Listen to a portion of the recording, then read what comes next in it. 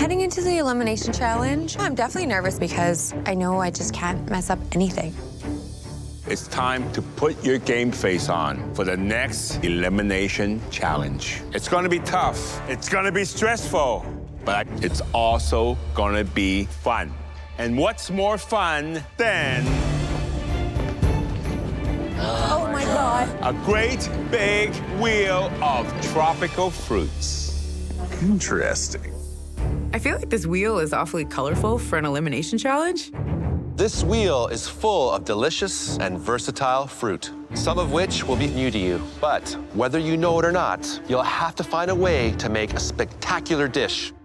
And each one of you will have a chance to come up here and spin the wheel. What you land on is what you cook with. The color of the slice you land on also tells you the kind of dish you have to make. Oh my gosh. If you land on a yellow segment, you'll have to create a sweet dish. If you land on turquoise, you need to cook something savory. Andre, I'm sure you're hoping you'll be safe from elimination. I hope so. Well, not today. But you do have an advantage. You get your pick of any fruit on the wheel. So, Andre, which fruit would you like to cook with? Almost half of the fruits on this wheel are grown in Jamaica, and I've eaten a ton of them, but I've never ever used them in a dish. This fruit grew in my backyard in Jamaica, and that's passion fruit. Which do you choose, sweet or savory? I'm gonna choose a savory dish. Chrissy, come on up and spin. In Thunder Bay, we have pretty limited access to tropical and exotic fruits. So I'm actually feeling really nervous. Sugar apple, a sweet dish. I've never cooked with sugar apple, and this is an elimination challenge. Tamarind, a savory dish. Oh, dear God. The tamarind I definitely don't want to cook with because I have no idea what it tastes like or how to use it. Soursop, sweet. Yay!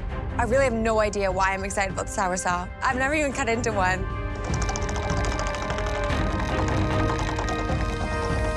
Coconut, savory. I feel good about this. Coconut's pretty versatile, but savory with coconut is definitely more of a challenge for me. Okay, everyone, the wheel has decided your fate. You will have 60 minutes for this challenge, and you'll have access to a full pantry with all the ingredients you'll need for an irresistible sweet or savory dish. And remember, at the end of this challenge, at least one of you will be going home. So don't let us down. Your 60 minutes starts now. Kick the door.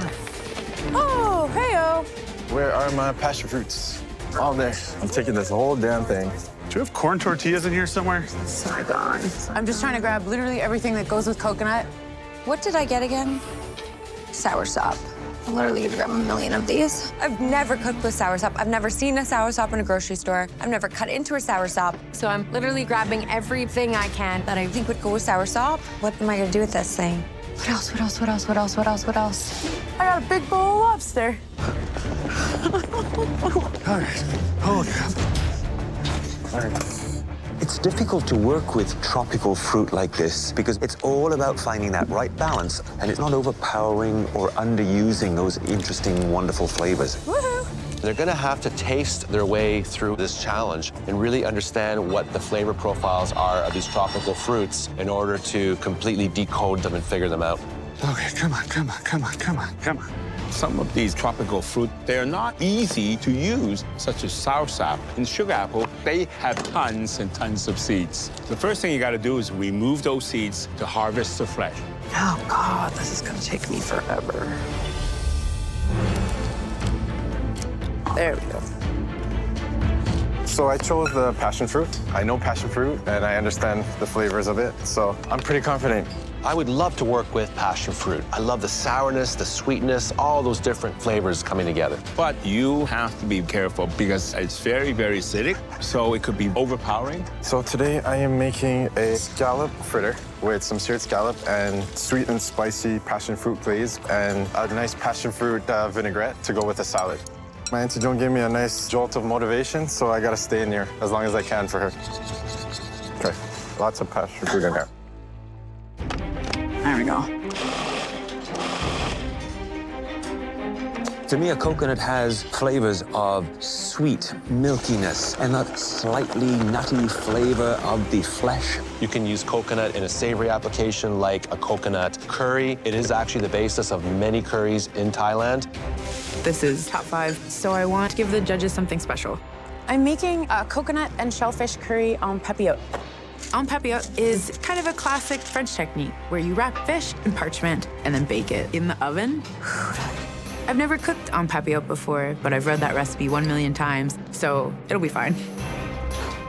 Feeling okay. Come on, come on, come on, come on, come on, come on, come on. Scallops. Sugar apple is delicious. It's really creamy, sweet. It's literally a custard. Those guys. Hi there, Chrissy. Hello, chef. So, Chrissy, remind me, which fruit did you get? I got the sugar apple, and I have to go sweet. Sweet. So Yes. tell me what the big plan is with your sugar apple then. I'm going to be doing a tart, and it's going to have sugar apple puree. There's going to be caramelized pieces on top. And a custard on the sides. I really, really, really want to make it about the sugar apple.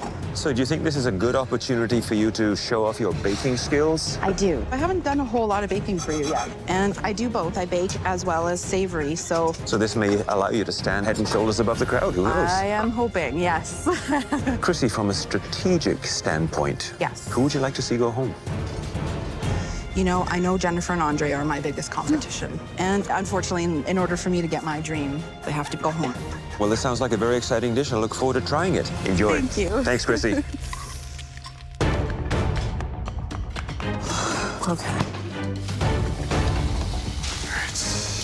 Josh, how you doing? Hey, chef, how are you? What was the ingredient you got, and what are you doing? I got tamarind, chef. I have to cook a savory dish, so I'm gonna make some skirt steak tostadas with a sweet slaw to go with it, with tamarind vinaigrette, and then I'm gonna make a tamarind glaze as well. How confident are you right now? This is a very new ingredient for you. You've never used it before, right? Never. It's an ingredient I've seen in the store, but never actually cooked with, so I'm kind of tasting as I go just to make sure I can incorporate it into every aspect.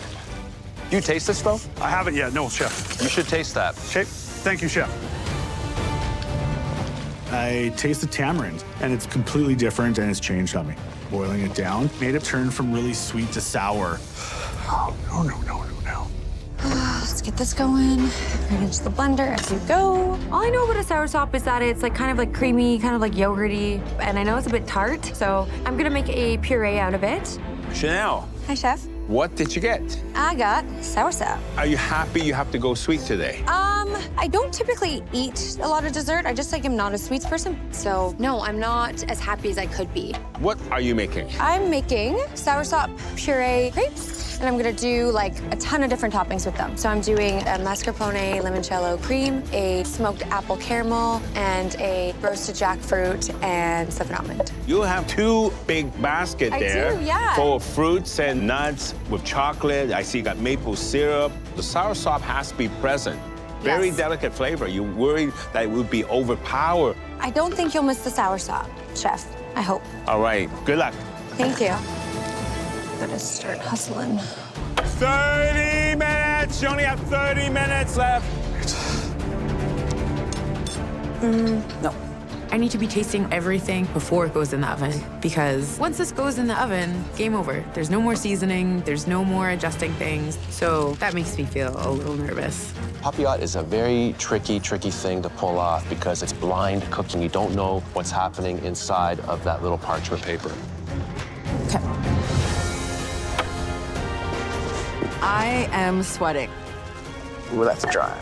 My dough was in the blast chiller for way too long. It's basically frozen. It's too cold. It is literally crumbling like sand in my hands. If the base of my tart doesn't work, then I don't really have a tart. It's just gonna kind of be a mushy mess. Ugh, I can't go home now.